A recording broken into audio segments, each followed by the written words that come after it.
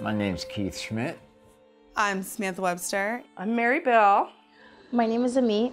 I really like Seattle, you know. I didn't find a hard time finding work. I don't qualify for benefits, so I'm just in that weird category where I make just a little too much money to qualify for benefits, but I don't make enough money to really afford daycare and rent. I mean, I am a single mom. I come home from work. I also go to school full-time, and I'm tired. I lost my job with the city due to a DUI that I received, not on the job, and I work for the Department of Transportation, and it wasn't advisable that I stay with them with the DUI.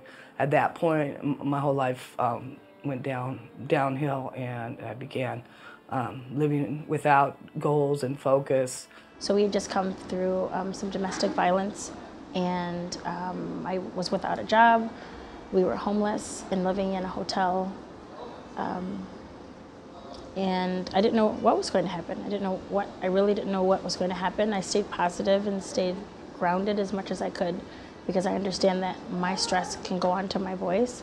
I started having some mental health issues that were getting in the way. From then on in, employment was kind of sketchy. I had trouble holding on to jobs. It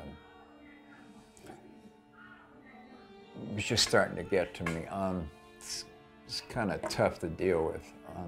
And before you knew it, this took years and years. This didn't happen all at once.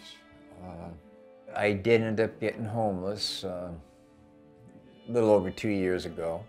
The daycares that I looked around in the downtown Seattle area were just ridiculously priced. I mean, it's $1,400, $1,500, and I can't pay that. Was it difficult? Very, yeah.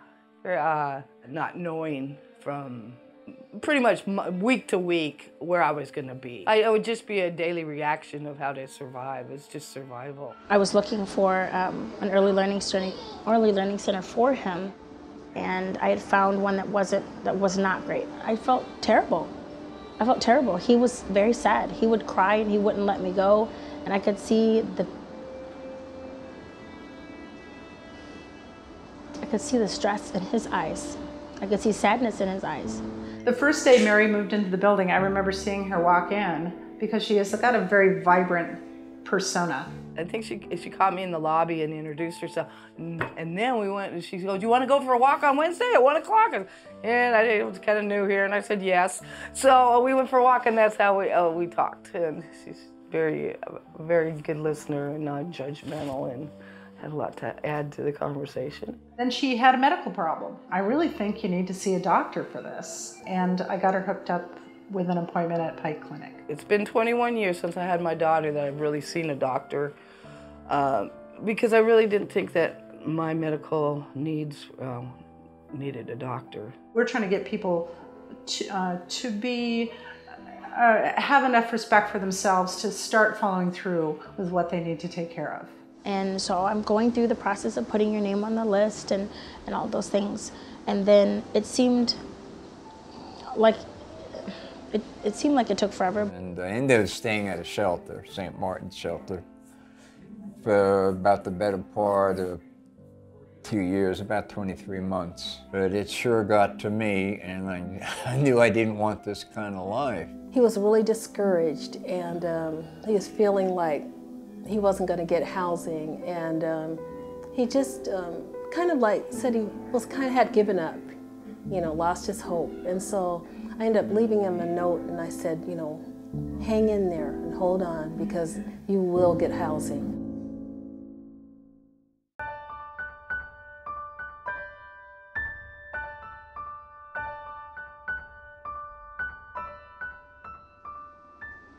When the day that I got that phone call, and it wasn't that long after, a month or so, I was overwhelmed with joy. I was extraordinarily excited. I was crying. I was so happy. He was so excited to be here. Because of how things were run here, they had that sliding scale. She's getting so much more out of it. So that little extra money that I have to pay, I see why. I'm seeing the benefit from that. Keith got the call that his housing was available. And oh my gosh, he was just so he was excited. And I was sure thankful to God Almighty that I finally got in. Well, I have hope today, which I didn't when as far as being a productive member of society. It's a human right and a human response to be a compassionate person and trying to keep people in a compassionate place in life and not throw them away like there's so much trash. That's not okay. Thank you. Thank you, and I'm very grateful to be here and have these resources available and have access and have had somebody show me how to get to them. God bless you. Thank you, thank you, thank you. 1,001 times over. What can I do? Not so much financially, but how can I pay you back? What can I do personally to help with this homelessness? I will never, ever, ever forget that. I'll never, ever be able to say thank you enough. It made such a huge impact. I just feel like in the market, we are community, and we're so linked. I mean, it's like you have the Pike Market Clinic, that provides medical services, social services. It's linked to the center because members in the senior center go to the Pike Market Clinic. You have some people that are grandparents in the buildings. Their children are at Pike Market Child Care and Preschool. I can go on to Heritage House. Heritage House is our assisted living in the market. And we just work hand in hand. It's like we're brother-sister agencies. And in the Market Foundation, it's our pillar, our foundation. It's the part of the building blocks here.